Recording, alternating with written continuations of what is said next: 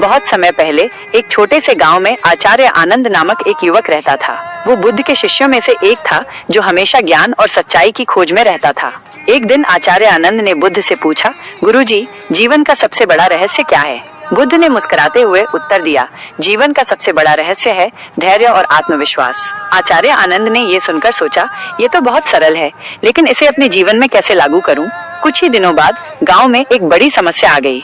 सूखे के कारण फसलें सूख गईं और लोग परेशान हो गए।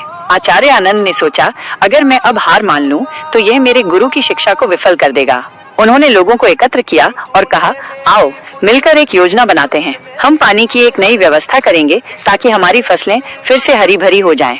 लोगों ने उनकी बात सुनी और साथ मिलकर काम करना शुरू किया। आचार्य आनंद ने धैर्य और आत्मविश्वास के साथ सभी को प्रेरित किया। कई कठिनाइयों के बावजूद उन्होंने हार नहीं मानी। कुछ महीनों बाद गांव की धरती फिर से हरी भरी हो गई।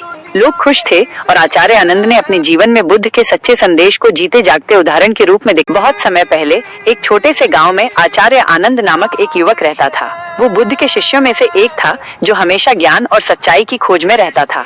एक दिन आचार्य आनंद ने बुद्ध से पूछा, गुरुजी, जीवन का सबसे बड़ा रहस्य क्या है? बुद्ध ने मुस्कुराते हुए उत्तर दिया, जीवन का सबसे बड़ा रहस्य है धैर्य और आत्मविश्वास। आचार्य आनंद ने ये सुनकर सोचा, ये तो बहुत सरल है, लेकिन इसे अपने जीवन में कैसे लागू करूं?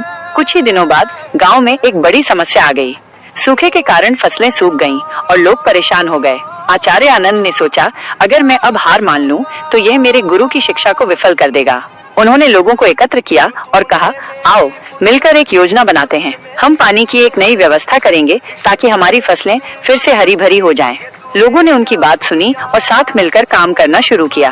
आचार्य आनंद ने धैर्य और आत्मविश्वास के साथ सभी को प्रेरित किया। कई कठिनाइयों के बावजूद उन्होंने हार नहीं मानी। कुछ महीनों बाद गांव की धरती फिर से हरी भरी हो गई।